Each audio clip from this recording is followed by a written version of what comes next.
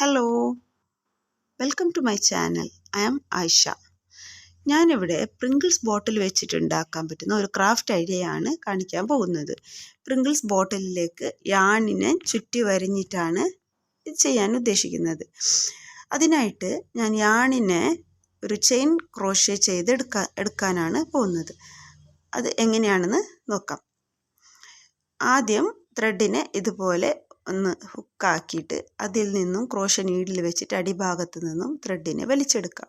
നമുക്കൊരു ഹുക്ക് പോലെ കിട്ടും. ഈ ഹുക്കിലൂടെ നീഡിലിൽ ആ നൂലിനെ ഒന്ന് ചുറ്റിയെടുത്ത് ഹുക്കിലൂടെ ഒന്ന് വലിച്ചെടുക്കാം. ഇങ്ങനെ ആവർത്തിച്ച് ചെയ്യാം. അപ്പോൾ നമുക്ക് ചെയിൻ സ്റ്റിച്ച് പോലെ നമുക്ക് കിട്ടും, ചെയിനായിട്ട് കിട്ടും.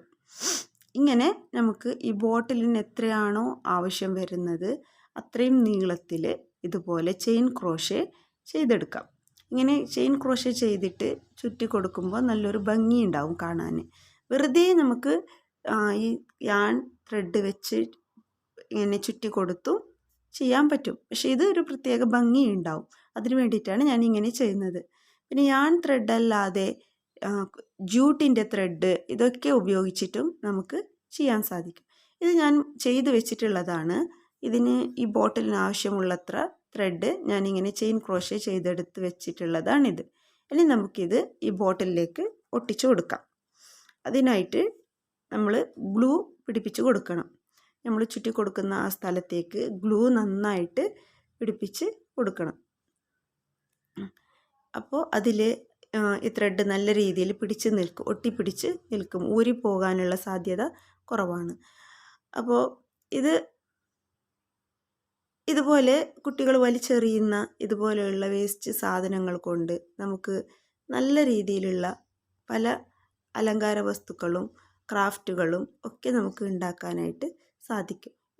ഇങ്ങനെ ഗ്ലൂ പിടിപ്പിച്ച് കൊടുത്തതിന് ശേഷം ചെയിൻ ക്രോഷേ ചെയ്തെടുത്ത യാണിനെ ഇങ്ങനെ മെല്ലെ മെല്ലെ അതിലേക്ക് ഒട്ടിച്ചു കൊടുക്കാം.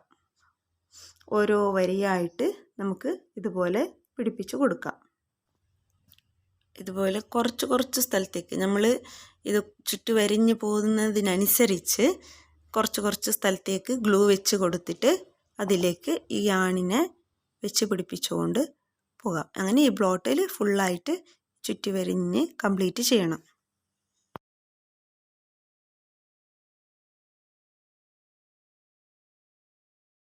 ഇതുപോലെ നമ്മുടെ ഐഡിയയ്ക്ക് അനുസരിച്ച് എങ്ങനെ വേണമെങ്കിലും നമുക്ക് ആർട്ട് വർക്കുകൾ ചെയ്യാവുന്നതാണ്. കുറച്ച് ക്ഷമയും അതിനുള്ള ഒരു താല്പര്യവും മാത്രം ഉണ്ടായാൽ മതി. ഈ രീതിയിൽ ഈ ത്രെഡ് മുഴുവനും ഈ ബോട്ടിൽ കവർ ചെയ്യുന്ന രീതിയിൽ ചുറ്റിയെടുക്കണം. ഓരോന്നായിട്ട് അടുപ്പിച്ച് ഗ്യാപ്പ് വരാൻ പാടില്ല. ഇടയ്ക്ക് ഗ്യാപ്പ് വന്നാൽ ഭംഗി ഉണ്ടാവില്ല. ഗ്യാപ്പില്ലാത്ത രീതിയിൽ നമ്മൾ അടുപ്പിച്ച് ഇങ്ങനെ ഈ ബോട്ടിൽ മുഴുവനായിട്ട് കവർ ചെയ്തെടുക്കണം. ഇങ്ങനെ കുറച്ച് ഏരിയയിലായിട്ട് ഗ്ലൂ വെച്ച് കൊടുത്തിട്ട് പിന്നെ അതിനനുസരിച്ചിട്ട് അടുപ്പിച്ച് അത് ഒട്ടിച്ചുകൊണ്ട് പോവാം. ഇങ്ങനെ മുഴുവനായിട്ട് ഈ ബോട്ടിൽ കവർ ചെയ്തെടുക്കാം. ഏകദേശം ഇത് തീരാറായി. ബോട്ടിൽ കവർ ചെയ്തിട്ട് തീരാറായി. എന്നിട്ട് എൻഡ് പാർട്ട് അവസാനം എല്ലാം ചുറ്റി വരുന്നതിന് ശേഷം അത്യാവശ്യത്തിനുള്ള നൂല് എടുത്തതിന് ശേഷം കട്ട് ചെയ്യാം. എന്നിട്ട് ആ ലാസ്റ്റത്തെ ലൈൻ ഉണ്ടാവുമല്ലോ അതിൻ്റെ ഉള്ളിലേക്ക് ഇട്ടിട്ട് ഒന്ന് ടൈറ്റ് ചെയ്തിട്ട് ഒന്ന് ലോക്ക് ചെയ്യാം. ആ ത്രെഡിനെ ലാസ്റ്റത്തെ ലൈനിലേക്ക് ഉള്ളിലേക്ക് ഇട്ടിട്ട് ഒന്ന് ലോക്ക് ചെയ്തെടുക്കാം. അപ്പോൾ അതവിടെ നല്ല ടൈറ്റായിട്ട് നിന്നോളും. പിന്നെ എക്സ്ട്രാ വരുന്ന നൂലൊക്കെ കട്ട് ചെയ്ത് നല്ല ഭംഗിയാക്കി എടുക്കാം. നല്ല മനോഹരമായ ബോട്ടിലായിട്ട് റെഡി ആയിട്ടുണ്ട്. ഇത് നമുക്ക് ഫ്ലവർ വാസായിട്ടോ ഓർഗനൈസേഴ്സായിട്ട് പ്ലാന്റേഴ്സായിട്ടോ ഒക്കെ യൂസ് ചെയ്യാൻ പറ്റും.